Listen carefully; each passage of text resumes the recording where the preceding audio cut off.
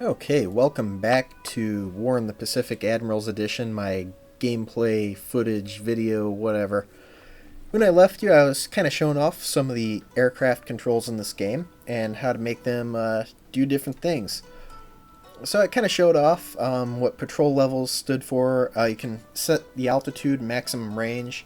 So if you want a bomber group to only patrol in a 5 hex radius, for example, you would knock this thing down to where it says 5, and then that's in case you want fighter escorts over you if you're doing like a naval attack, for example, so you don't outrun your fighter cover and run into a big trap.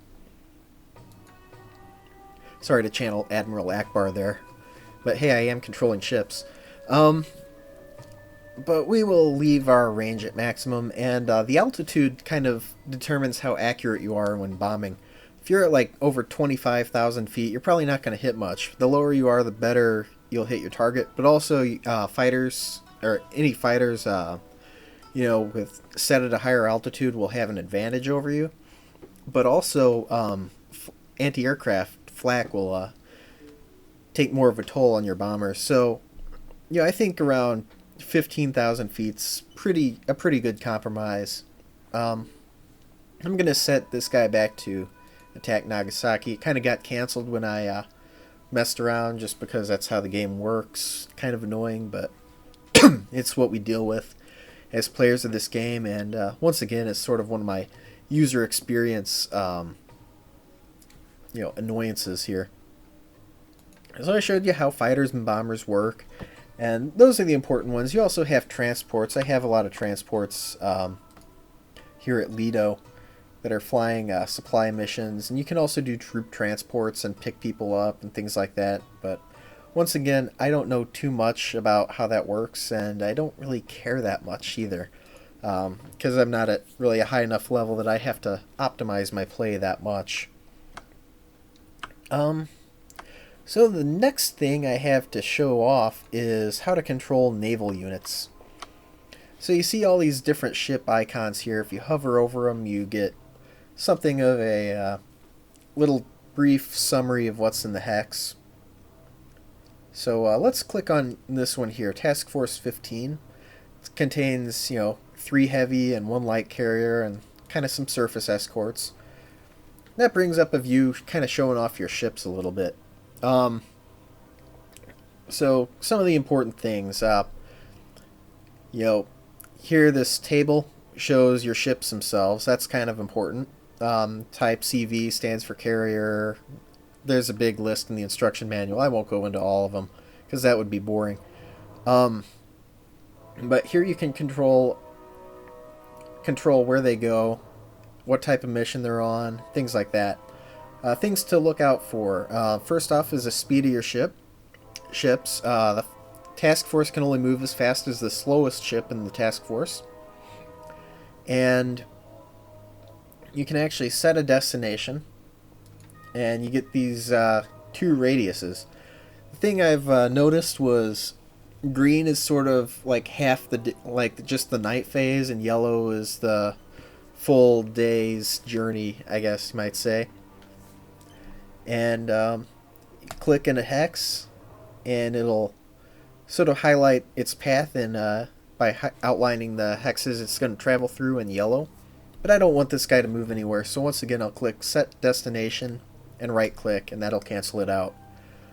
You can also do some things like modify how it moves. So if you want it to meet another task force, you click this button here.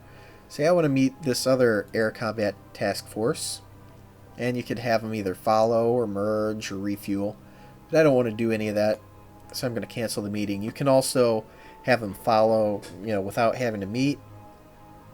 You can use waypoints if you don't have or if you do have a destination set. So say I want to move up here, but I want to go to the east first and look for enemies or something. It'll show the destination you'll take. But I don't want to do that either. I want them on station, so I'm going to cancel that out. And There's no real easy option to remove your location. Again, another annoyance. See, other things to note, there's routing control and threat tolerance. So I almost always set routing control to direct and threat tolerance to normal. The defaults, it sets routing control to normal, and that kind of makes your task forces take really odd paths sometimes. I mean, granted, it's helpful if you're setting up supply convoys and you want to go from, say, Pearl Harbor to Australia, where you might be passing a bunch of major bases on the way. So it'll route you down kind of south away from all our major air bases. But the rest of the time, you want to go from point A to point B almost always. So I always choose direct so I have good control over where my task forces are moving. Threat tolerance, okay, I don't really know much. I think it might retreat from enemy task forces. Like if you have some unescorted transports, it'll run away from if it sees battleships coming at it. That's all I could say about that, really. You can also set home port, which determines whether this endurance meter is red or green. Right now its home port set to somewhere in the Panama Canal, and that's obviously not something I want. So, but I'll switch that later. The other thing I always do is select remain on station. So if I have retirement allowed, once it gets from here to the destination I clicked, it'll automatically start going towards, hang on a second. Alright, I'm back. Sorry about that. So yeah, I always set my, all my task forces to remain on station. That way they don't start doing stupid stuff like, going places I don't want to send them. And then a few of these other things, no auto disband. If you want to get a damaged task force into port, you'd click this and set it to auto disband. Once it gets to its destination, if it's a port, then it'll just dock and won't be a task force anymore. Let's see. Oh, the other thing, you can determine what speed they take. So right now it's mission speed. You can set it to cruise speed. That makes them a little slower, but get more fuel economy and take less damage as they're moving. Or full speed, which is, takes more fuel, but they move faster, and they also take more damage. And speaking of damage, you can see in this table different damage types. Actually, if you click on a ship, you can see you got system damage, which is, like the electronics on a ship, the pumps, things like that. Flood damage, which is how much of the ship is exposed to the water. So if you get hit by bombs or torpedoes or something, that'll go up. You also have two types. You got major and minor. Major can be repaired just anywhere. Minor, you need to be in dry dock to patch up. Engine damage is pretty self-explanatory. You got major and minor of that. And then finally fires. And I think that kind of just takes priority over the other types of damage for repair. Once a ship gets to 100 flood damage, then it sinks. If it's got a lot of system damage, it can take some flood damage if the roll of the dice isn't very favorable for you. So that's all I can really say about that. You can see all the different weapons that a ship has. These don't really tell you much. It's good to know that you have radar. But the important things here are your anti-aircraft and your anti-submarine values. The higher the better, obviously. And you can send these ships in for refits at various points in time. See, this one has an upgrade coming up next month. And, that usually buffs up your anti-aircraft rating, maybe how many aircraft it can carry or how many sorties and torpedoes it can carry.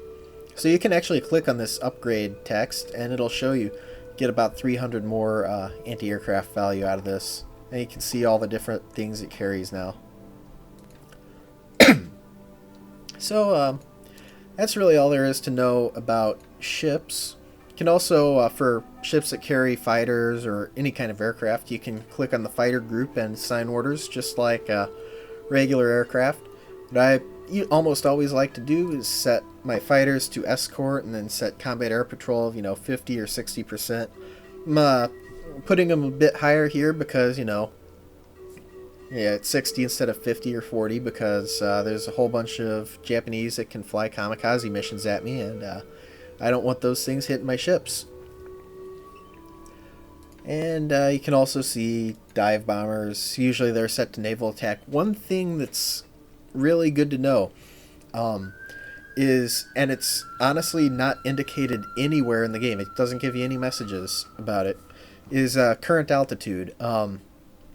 If you're set between like 11,000 and 15,000 feet, the dive bomber will perform like an actual dive attack and release its bombs from, like 1,000 feet, which has a really high likelihood of hitting.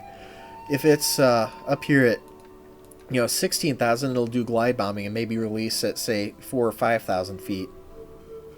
So it's good to kind of keep them in this dive bombing range, so you get as many hits as possible.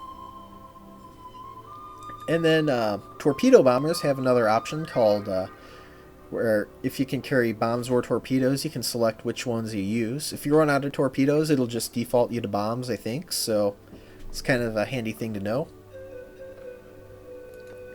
And that's about, and one nice thing to know about torpedo bombers is you can actually leave them at whatever altitude and things will be fine. You don't have to set them to 100 feet or something. That would give enemy fighters a huge advantage over them. Let's see, what else would I take care of in a normal turn? Moving squadrons of aircraft around. This is kind of a tricky business. So there are a couple of things you can do. So to move from airfield to airfield, you select your fighter group and hit transfer to base. It'll bring up a list, but what I usually do is just hit select on map. And I want to stage these guys all at Chittagong. So I'll click on that and it will transfer there. It's sending some of them by air and some of them by rail because a couple of the planes were damaged, so they can't fly right now. So we got that going, but what if I'm on the West Coast and it's pretty much impossible to get a plane to fly from the West Coast to Hawaii based on the model of this game. So what you do first, you make an air transport task force, and it's kind of counterintuitive. So let's take this scout bomber squadron here, and you'd say transfer to docked ship, but there's none here because it only thinks about carriers, and that's kind of illogical because what you actually have to do to load a bomber group is select your transport task force, hit load troops. There's no option for load air group, and then find it in the list here. And I believe this is the one we were looking for. Yep. Hit select air group, and then you'd hit verify load, and then accept load. But I don't want to do that this turn. I'm going to hit back and get out of there. And let's see, other things you can do. If you want to make a new task force, that's actually a little bit involved. I'll show that next video since I'm almost out of time here. One more thing I wanted to do, show you how to expand base. So we have your port and airfield capacity, higher is better. You can support more ships, you can support more aircraft. Just hit this expand button, it'll show you the progress. This number in parentheses is the easy size. If you want to expand, so you can usually go to the easy size plus 2 or 3. So this one might be able to go up to a 9 or 10 size airfield and port for that matter. Well, anyway, this concludes video 2 of part 2. Check out part 3.